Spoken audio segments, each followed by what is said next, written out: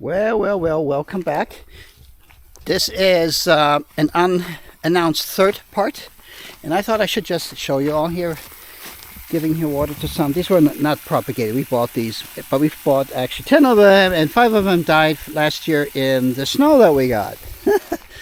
So they don't do too well here. We live in an area that's very, very extreme. We get it very hot in the summertime, and we can get it, believe it or not, we are in Florida, in the northern part of Florida, and we can get very cold. Particularly January, it can go down, if we have had it here, in the single digits.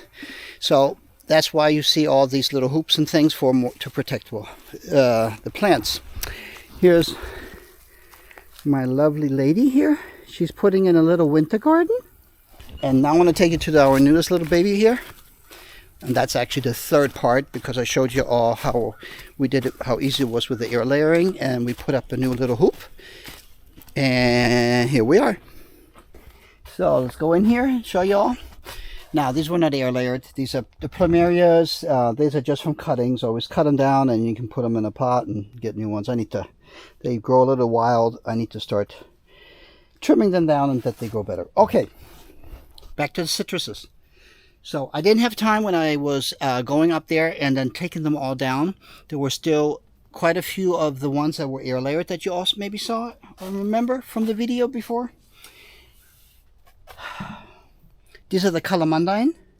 There's some blood oranges over there. Maybe I should do it this way, because with when you do the camera you can't see it. These are all navel oranges, and then we have still some grapefruits. And there's some calamandines. This is a store-bought one. We bought this a couple of years ago, I think. And then we still have here actually some pomelo. Those are the biggest citrus, I think, in the family, in the citrus family of a fruit. Now, I didn't have time because it was getting cold. It was getting a cold spell, so I had to really hurry up. So that's why I didn't film that. But I thought I was going to share it at least. So they all made it. They all had beautiful root systems on there. Just absolutely amazing. So I'm really hopeful that they're all going to be doing great. Now, you will see some a little yellowish, but they want a tree yellowish. That's fine. We'll give them some minerals and everything else. They will start, some of them will start, because of the shock, start losing their leaves. Really nothing to worry about at the moment. Because what usually happens, what I've noticed, they let the leaves go, and then after that, it takes a little while, and then you'll see new little leaves sprouting out, and new little white flowers or buds, and then white flowers coming. So maybe when that happens, I will film it, a very short one, and I'll show you. So they're all in here, they're doing good. This is where they're in.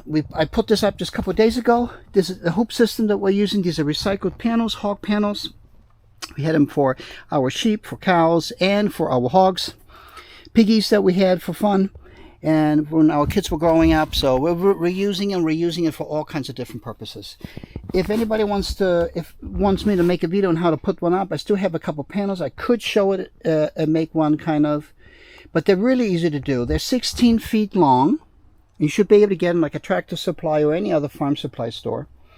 And I would not get the ones, if you have a choice, get just the ones that don't have at the one side. They're like 47 or 45 inches high when they're on the ground, standing up normally as a fencing. And some of them have one here, a wire here, here, and maybe even here. And that's for the piglets that they can't get through. That's why it's a hog panel. But you can get the ones that are further apart, works perfectly, even better, and should be cheaper. So what I do, I take some old pipe here, some PVC pipe, anywhere from 18 to 24 inches, depending on how the soil is. We have a very soft one with the sand, so try to do a little longer. Pound them in approximately where you see the panel halfway there, so you can put the next panel over it. Put them there. We put a distance in between here of 8 feet to the next panel. Then you will see the pipes again there and there. So what happens, it's kind of hard to see now, I understand that, but maybe if I do it on the one panel there, but then we have to plant. And then you just take that big panel, and it's better if you do 2 people, just carry it and then start bending it and put it on the inside of your piping.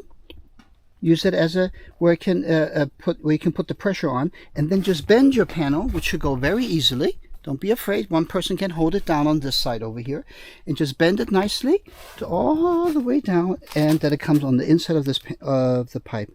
If you have to adjust it, and believe me, even though I measure and everything, I have to adjust it. You know, it's no big deal. You just pull the pipe out and do it somewhere else. And then when you put the next panel on, like if this was the first one, then the next panel we put it on the outside of this panel every time we go like that. And then we try to overlay it like 2 or whatever. Let me see if you can see it here better. Yeah, here you can see it better. And then when I go here where they come together, I just use some type of wire. These are leftover wire pieces, and then I tie it together here and here, and it makes it really rigid and nice. The other thing that we're using here, and we have to do it for watering and for the cold spells, is put a drip irrigation in here. It's a 1/2-inch pipe, poly pipe, or whatever they call it.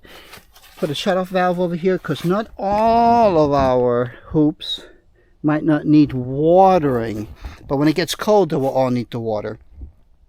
And so put just these sprayers, 360-degree sprayers over here, everywhere, every so often. And beautiful for the plants. We have a ground cloth. This is an old thing from some other greenhouse ones many years ago. The people got rid of it and we picked them up. It's broken and torn or whatever, but works perfectly for here. And so, yeah. And once you have this up and you put this up, we're going to still put one more pipe over here. Let me see here. The screen just went out. One more T I will put here eventually, and put a pipe that goes only on the ground. Because if we have like 6-7 days of very cold weather, freezing weather, down in the 20s or even lower, then we don't want to have water coming from the top all the time, because we might have the pots getting too wet and the roots too wet, and we're going to have a root rot. So then we're just going to put the water on the ground, and just for heat. We're using the water for heat. The main thing we don't want to have in here is that it freezes, and with water just coming in, it works that way. Then look on Amazon or somewhere else and try to see where you can get, or sometimes some people have some from greenhouses. They have leftover plastics that are broken and they can't use it anymore, torn up, and maybe they're willing to give you a piece for free, or on Amazon. So it's 16 feet, the panel. The whole thing is I forgot now how much it is. I would have to measure it, but it works great. And just put some plastic over it. You still need to get some clamps, like these big here, these clamps.